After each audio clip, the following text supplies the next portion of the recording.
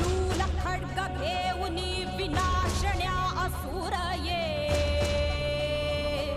बनून रौद्रकामिनी प्रकाशण्या तिमिर ये प्रतीक नारी शक्तीचे वैष्णवी महेश्वरी तुझाच अंश राहू दे सदैव माझ्या अंतरी आई अंबे